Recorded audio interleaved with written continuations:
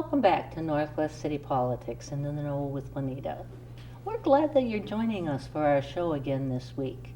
We're glad there's people like you out there that are interested in the issues that are happening in the cities in Northwest Community Television's viewing area. Because it is important for good government that citizens of a city interact with the city council and the city staff. It makes a much stronger city. So we're glad that you're interested and that you're joining us. If you haven't joined us before, each week we'll have somebody from one of the 9 cities talking about the issues in that particular city to keep you a little bit up to date. But tonight we're going to be looking into some of the issues that Golden Valley is dealing with currently. And we're very happy to represent a group of people from Golden Valley. We've got Mayor Shep Harris. We've got Jack Knudson, who's on the Teen Committee, and Teresa Martin, who's on the Human Rights Commission. Right. So we're glad to have all of you with us tonight. We're happy to be here. Yeah. Thank you. So I'll let Shep start and tell them a little bit about yourself and Golden Valley. And Sure. Well, first of all, thank you very much for having me, and I definitely appreciate our chair of our Human Rights Commission, Teresa Martin, being here, and our Teen Committee chair as well, Jack Knudson. I really appreciate you guys taking time out of your schedules to be here tonight.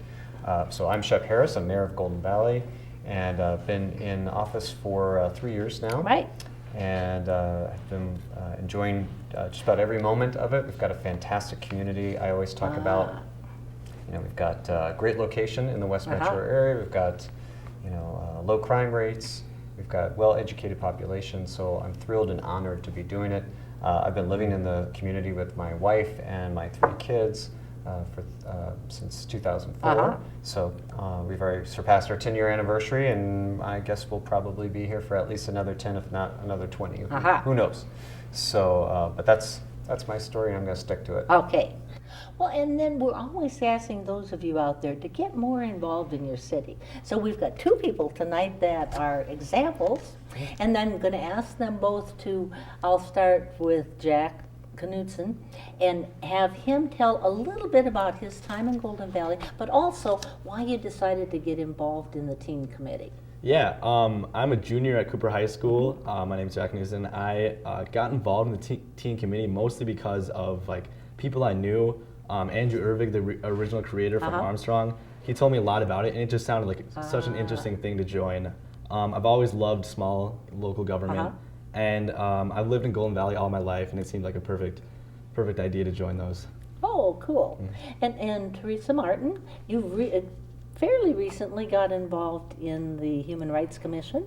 So your time in Golden Valley, and then kind of what stimulated you to take that step and get more involved? Well, when my husband and I decided to move out of Uptown and we were looking to buy a house, we researched communities, and everything about Golden Valley fit what we believed in. It was diverse, it was welcoming, it was 5 minutes to downtown where we were both working at the time. Right. And it was an established these established neighborhoods. The housing stock was what we wanted, and we also had some friends who lived in Golden Valley and they loved it. So it really was the only place we looked to buy a home. And like I said, 17 years later, as I've gotten a little older and been a little more involved in politics, I became interested in becoming more involved in the city government.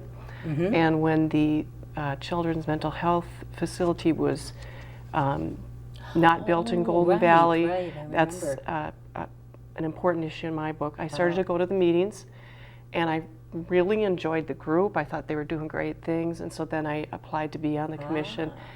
And within a couple meetings, I was the chair because the chair stepped down. So I've stumbled a little bit along the way because I wasn't exactly sure what I was doing, but everyone's been very welcoming and helpful, and it's a really good group of people.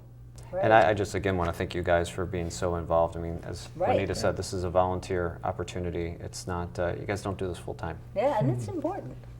That's important to us too, and that's why we're involved. So. Okay, now the other area that's probably a little more controversial, like the moratorium, would be the Bottineau light rail transit. Because maybe you can just give a brief little history of what's come before and where we're at now. Right. Okay, and I'll try to do that very quickly. and give Jack a rest at the same time, because I'm going to have a map here. Right, but right. Yeah, we don't need the map. I'll do the history. I'll do the history for a second before I pull out a different map. Right. So basically, about 2010, there was the proposal for what's called now the Blue Line extension, which was previously referred to as the Bottineau line, and that would come out of downtown Minneapolis and go up Penn Avenue. There were actually a couple of variations through North Minneapolis. In about 2010, there was some pushback from the city of Minneapolis saying, no, this was going to cause too many problems within North Minneapolis. There had been some early support for it, but then more neighbors got involved and expressed concerns about how this might be the next Rondo neighborhood, referring to what happened in St. Paul, where Highway 94 split a historically African-American neighborhood. So what happened by about 2010, 2011, the Hennepin County and the Met Council, but primarily Hennepin County, started saying, okay, we have a bunch of other alternatives. In fact, there's over 20 alternatives that were on the menu, if you will, that we could choose from. And the next best one that looked, when you count cost, when you count infrastructure and construction, when you take into account ridership, and probably 15 other types of factors. What they looked at was what's known as what we're looking at now. And so that's where I'm going to take out the map here. And Jack's, if you don't mind, Jack's going to help me out here.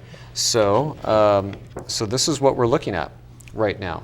So in 2012, all the cities that were involved, Minneapolis, Golden Valley, Crystal, and Brooklyn Park, all did what's called a local preferred alternative vote. And we had a community-wide forum on it. We had some public hearings on it. Oh, there were a lot of times for input. There was. I remember that. There was. And in fact, our city, our council, previous council, myself and the previous council, to the not the current one, but the previous one, we actually voted against the local preferred alternative in June of 2012, and then we came back in December and voted for it. After some additional discussion, some additional input from the community, and frankly, additional information from the county about all these different alternatives. So what we're looking at right now, the proposal is to start, as you see here, the interchange, which is down by Target Field.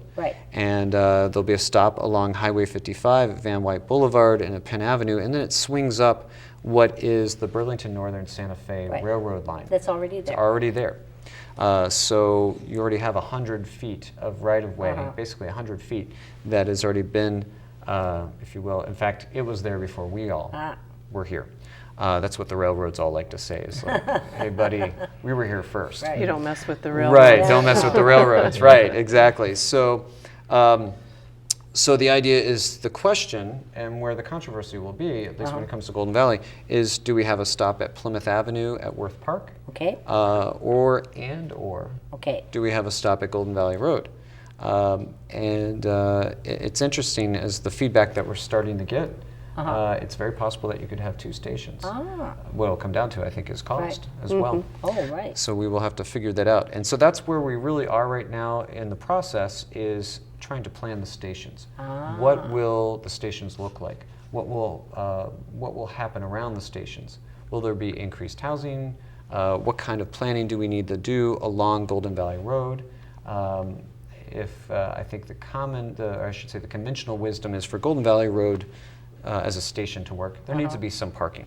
And right now, there is no parking unless you want to do off-street somewhere in someone's neighborhood, and that has plenty of issues. So we, as a city council, in general, I think as a community, have voiced our concerns that if there's going to be a station at Golden Valley Road, there needs to be some parking. So part of this envisioning process that we've been having with the county, with the Met Council, in fact, we're having a meeting with the neighborhood that lives in the area around Golden Valley Road. We're going to be getting more input, but definitely one of the issues that's come up is there's got to be parking. Where is that going to be? Is it going to be where our fire station is currently? Is it going to be in other areas where there's currently housing? So we've seen some initial proposals that have been put forward by consultants, but that's all they are, is proposals. I'm going to take this away from you here, put that back. There were some people that were a little alarmed at first because the way that the information was rolled out by the county was very sudden. There were some people, some residents in that area who actually thought come April 16th, and it is around mid-April when we're going to make some preliminary decisions about what the station areas will look like. There were some residents who felt like, geez, April 16th, my house will be taken away from me. And we had to say, no, not at all. There's no imminent domain that is going to happen here. We are not going to come and take Jack and Teresa's home away. They don't live in those neighborhoods, but using you guys as an example. The only way for development to change in that area is if there's a willing seller and there's a willing buyer, and if the city chooses to actually change the type of housing that is zoned for that area. It's all zoned for It's all zoned for single-family homes. So if we want to, we have to change that area, and even if we change it, again, you need a willing buyer and you need a willing seller. So, so that's where we're at in the process right now. Now, there's a planning advisory commission that has people from Golden Valley on it, That's correct. and they're working on that issue? Right. We have a planning. I think the formal name is the Bottineau Station Area Advisory Planning Advisory Task Force. And so we have it's comprised of people who live in the area, neighbors who live in that area. We also have a representative from St. Margaret Mary's Church, which is on the north side of Golden Valley Road, which would be right across from where the station platform could be. And we've specifically had them on the committee because there have been some concerns that, well, some people are worried that the church might be bought out, and that's where the parking goes. But that's why we wanted them on the task force to help us with that, and so far we've heard no, they're not interested in that. And so we've had representatives from our Planning Commission and also from our Open Space Commission, since this is right next to Worth Park. It's also right next to Mary Hills Nature Area. And we want to make sure one of the many conditions that need to be met for this to go forward, for the City of Golden Valley to give what's called municipal consent in 2 years, by August of 2016, is we need to make sure that our open spaces, our green spaces are protected. So that's why we have those folks who are on the station area task force who are helping us. And so that's what's happening right now at the county and that council level. They are getting feedback just on the Minneapolis and Golden Valley stations. So for those who are in Crystal or in Brooklyn Park, you don't have to worry about anything right now. Right, because you're at this point. Now, if people go into your city website, they can hook right up with all kinds of information. Right, I have a nice little show and tell here. If I can pull it up here on our city website. Hopefully no one saw the secret code I just punched in. But basically, if I can pull it up here, So right here, I don't know if you guys can focus in on this, but here on the main site of our webpage is the Metro Blue Line extension, and all you have to do is tap that, and the next thing you know, you're looking at a full description. It's probably everything that you ever wanted to know about the history, background, and then some. That's great. And no, it's wonderful. I mean, in a day and age when you want transparency, when you want public access, you're getting all of it. And there's even a really neat video here that describes the entire line. Again, nothing is in stone. Nothing has been set at all on this process. And what you're seeing in this video and in the proposals are concepts. Because the funding, 50% of the funding has to come from the federal government. And then the other 50% really has to come from state and metropolitan local dollars. And for that to happen, you need to have the stars aligned. And as we can see, we've got divided government on the federal level, and we now have some divided government on the state level. And we've already heard, even though the state legislature hasn't met yet, we were hearing from the new House majority, they want to focus transportation dollars more in greater Minnesota, which means maybe not for light rail. So for those who feel like this is a done deal, go to this website. You're going to see all this information here about the meetings that have happened in 2013 and ones that 2014. Ones that are coming up as well. A lot of Q&A, kind of frequently asked questions are all right here. And so yes, we've already had one open house in November, and we're going to have a neighborhood meeting in mid-January, and then we're going to have another, the county and the Met Council will host another open house. I believe it's at the end of January. Now, a completely different issue, and we'll pull Teresa in on this one, is that each year I've been trying to ask a general question and gather information from all the cities, but our Northwest area is becoming more and more diverse, which is a good thing. And I think Brooklyn Center, now the minority is the majority. And in Brooklyn Park, it's getting pretty close. I think New Hope is now 36.9%. So these are all changes that are coming to all of our cities. So I'm asking people to give us some information about what's happening in Golden Valley, because all of the cities are looking for ways, let's keep this a positive thing. And so we're very glad to have you with to talk about some of what's happening in Golden Valley. On the Human Rights Commission. Right. Well, our mission is to promote and nourish a safe and respectful and welcoming community. We do have quite a bit of diversity in Golden Valley, but we know more is coming. Right. And one of our focuses on the commission is to provide education, because education can lead to understanding, whereas ignorance will lead to fear. Oh, definitely. And the more you can understand about people who are different than you, the more it can really create a more welcoming and wonderful community, which Golden Valley already is, but we'd like to promote more of that. So last year we had, this last year we've had a couple events on mental health awareness. In the spring we had an event focusing on children's mental health issues, and we had speakers from NAMI, which is the National Alliance on Mental Illness, Pacer Center, which focuses on families and children dealing with mental health disorders, Washburn Center for Children, and then we also had 2 teenagers from South High representing the Silver Ribbon Campaign. And that is a group, it's student run in the high school. NAMI helped set it up, and it's a group that comes together and the kids talk about mental illness. They bring in speakers, they trust one another, they can talk about what's going on with them. It was started 11 years ago, and there hasn't been a suicide at South High since. Oh, that's impressive. Yeah, and these 2 young women were up there, and they were talking about their own struggles with it, and I was like, wow, you're teenagers, and you're so willing to go up there and be so open about the issue. And it really struck home about how even simple issues that depression or cutting and those kinds of things with kids that age can really spiral into something else. But this group has served to form a community of teenagers where they can talk about things. Oh, a very important issue for a lot of communities. Yeah, absolutely. And then you guys had that fantastic follow-up program on mental illness and awareness. And focusing on adult resources for adults. We had someone from NAMI came again. We also had someone from the Oasis program who runs the Oasis program, which is it's a residential mental health treatment facility. We actually have one here in Golden Valley. We had someone from the Walk-In Counseling Center come and talk about their program. And then we had the ever so charming Ken Barlow from Channel 5 come and talk about his battles with bipolar disease. He was so honest and out there, and even there was one young person who was attending actually raised their hand and said, I suffer from bipolar disease. Can you tell me what kind of medications you're on? I mean, they really made a strong connection there. So those were good events. We had lots of brochures, and the people reached out to the group as it was there and said, we're here afterwards if you want to talk to us.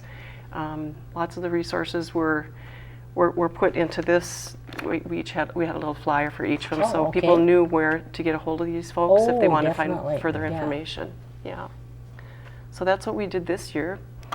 I thought was very interesting, being that the second program was that I saw that there were definitely a number of young adults with their parents who were there. And I think to hear someone, a high-profile person like Ken Barlow, talk about the struggles and the frustration. I mean, decades-long of frustration of the not unspoken being disease. to not only not talk about, but frankly, not even be able to figure out what it was. Yes. And to go through the different diagnoses over the decades, and then finally to get to it, And then the way he kind of just spilled the beans, I think at a NAMI rally, unexpected. It was fascinating. But it was, I think, we were there, and I think we really touched some families, especially some parents and some young adults who may be struggling with this. I hope so. And what are some things that Golden Valley has done through the years? Because I think your city has really stressed a lot on this issue and being inclusive of all the different parts of our society. Well, we try, and sometimes we don't always get it right. I mean, what was wonderful about this is that there was, and Teresa mentioned it before, was that there was a controversial area in Golden Valley where I mentioned before, where we're looking at some townhomes now. But the proposal was to bring in a children's outpatient day treatment facility, and the majority of the council felt like that area was better used for housing. Unfortunately, what happened is that I think there were also neighbors who came out and felt like, while they would say that, we believe in trying to help children with mental illness, we don't want those kids being in our neighborhood. And unfortunately, it just it made me feel very uncomfortable. I should have spoken out about it, against it right there on the spot, and I didn't. I regret that. But so we are, and Teresa mentioned that we have Oasis in Golden Valley. We have a number of mental health facilities in Golden Valley, but occasionally we fumbled the ball, sort of, and we did on that one. And I always like to look at the glass half full, and out of that came some fantastic awareness programs. So, but we're always looking to do these, try to see what we can do to make it an even better community. And so there's actually some neat projects that they haven't gotten the official okay from City Council yet, but if you will, Teresa could share just a little bit about some of the other things that we're talking about. Looking at as possibilities. Sure, we've decided that the theme for next year will be human trafficking, particularly sex trafficking. In large part because the Mall of America is such a hub for it. I mean, it's nationally known as a hub for that. And we want to bring some awareness to that. So we'll be having 2 events, one in the spring and one in the fall. One of the events, we're hoping, if it works out, to bring in a troupe of actors from Minneapolis that will perform a play about prostitution. In the fall, we hope to have a well-known national speaker come in and talk about sex trafficking. We're also co-sponsoring with New Hope, Crystal, and Robbinsdale an event that'll happen this April on genocide. This is something that those 3 cities approached Golden Valley about being a part of this group, and we said, absolutely, we want to be a part of it. So that'll be coming in April. Yeah, people can watch the website for that too. Sure. And we also last year had an event around September 11th where you could go to Second Harvest Food Shelf and help pack up food. That goes out to families in need, and we're going to repeat that again this year because it was so successful. And with Second Harvest Warehouse right here in Golden Valley, we'd like to really want to support them. In fact, one of the members on our Human Rights Commission is the director or the manager, I would say Carla, director or the manager of operations at that facility. So that'll be coming this year. Very good. We gotta make sure we get that in our newsletter. Sure, absolutely. To promote all those activities. Yeah. And so, and you touched on an area where I think we've got a little bit of time left, is that one of the other things that Golden Valley is looking at is looking at changing, because you have a community center at Brookfield, and you're looking at changes for the future. Maybe you can update us a little bit. Right. In fact, I'm going to get the map one more time if Jack can handle it. So what we're looking at right now, currently the Brookview Community Center is at Brookview Park, and it's right over here. In fact, it's that kind of purple house there. I don't know why it's a house, but basically it's that is our community center. It's really a old converted golf clubhouse. I mean, it'll be 100 years old in 2019. Wow. I've been downstairs into the basement. I've seen the tree trunks that are supporting some of the foundation. No kidding. Yeah, it's safe to go in there. But still, it's time for a redo. And so what we're looking at right now, so far, and this is all preliminary, we have a task force. We have a lot of task forces, but this one is the Community Center Task Force. And we've had a number of residents and community members who are on that task force. And what they did is they looked at the current site and what to do there, We looked at the what I call kind of the southwest corner of Highway 55 and Winnetka Avenue, if we were to do something there, which actually was proposed about 30 years ago. And then we also looked at what about the current footprint of where City Hall is. There's McDonald's, and then you've got the county library. So the county is talking about renovating their library. Would there be some synergy, some opportunities there to work together? Right. And the initial recommendation that the task force has come back with, and they gave us different cost estimates and different scenarios for having all these different sites. And the city council basically gave direction to that task force to go back and work at the current site, but what about expanding the footprint? And so we could be looking at, I'm going to take that back from you. Thanks, Jack. We could be looking at a facility that could cost as little as $9 million. All the way up to, well, the council basically said, look at proposals between $9 million and about mid-30s. $38 million, actually. But one proposal that we originally had been given was as high as $69 million. So right now we're just kind of in the, I don't want to say the shopping phase. But we're looking at different options. We're looking at the cost. We're also looking at what is it going to cost not only to build it, but to operate it. Oh, definitely. What is that going to cost the city? What is it going to cost our taxpayers for the future?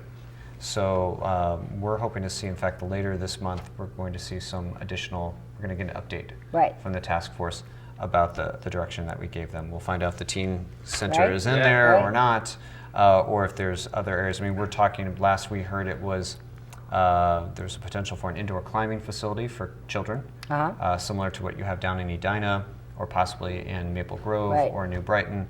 There could also be some sort of indoor performance space, as well as just kind of larger, expanded banquet facilities for people. I mean, you've got some facilities right now, but they really don't do it justice. And so we would expand those as well to really make this kind of an entertainment destination for people to come. Because we would also have, in addition to our current lawn bowling, we would also perhaps take out the par 3 golf course, which I like because I'm so bad at golf. I have to rely on the par 3 and not on the normal course. But we would take out the par 3 course and put in more of a manicured putting green course. And so that's another option. Again, it's kind of, you know, we're looking at different pieces of the puzzle, and we're going to see what fits, and then we're going to really kind of throw it out to the community and say, what do you like, what do you not like? And then once we come up with that concept, then we're going to say, okay, how are we going to pay for it? And then that will be the next question. So there's going to be a lot to talk. There's a lot to talk about in Golden Valley easily over the next year. Well, I want to thank all three of you so much for taking time out of your busy schedules and sharing lots of information about Golden Valley with us. We're glad that you're with us. And remember, if you've got concerns about these issues in your community, call your mayors and city council people, or call Mayor Harris if you're in Golden Valley. And we'll see you next week. Bye.